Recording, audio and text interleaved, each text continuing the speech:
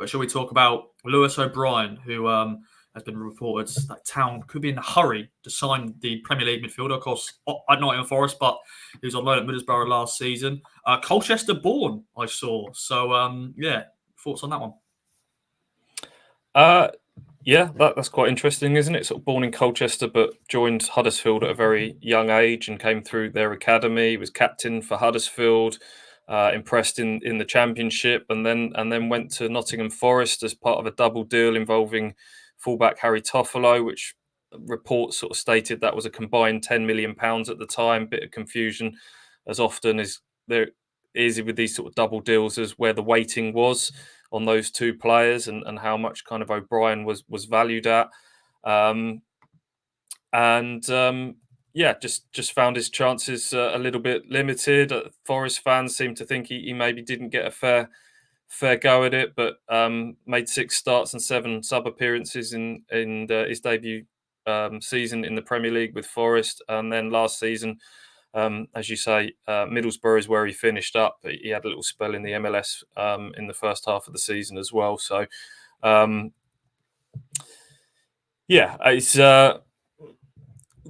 Ipswich are going to have to, as Alex said, there's going to be some limitations, not limitations, but maybe some self-set limitations on how brave and bold they are in the transfer window. As Mark Ashton said, they will have been and will continue to be, but they will be mindful of, potentially coming back down and sort of factoring that in. And obviously you've got your losses that you can make over a 3-year period, and the points deductions that went to the likes of Everton and Forest last season in mind. So something like a Lewis O'Brien might not blow people's socks off. I saw that there was a kind of an underwhelmed response to that, but Forest might be in a position where they're looking to raise some funds due to P&S, and he might be someone that's seen as a bit of someone that adds a bit of squad depth.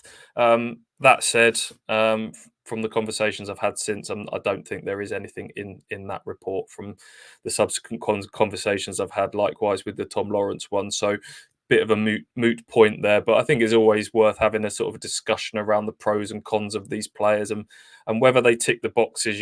There's a few in my mind. Is obviously the obvious: do they fit within the budget? Are they the age profile? Kieran McKenna always talks about being young, hungry, technical, and athletic being the kind of 4 pillars that he looks for in a player.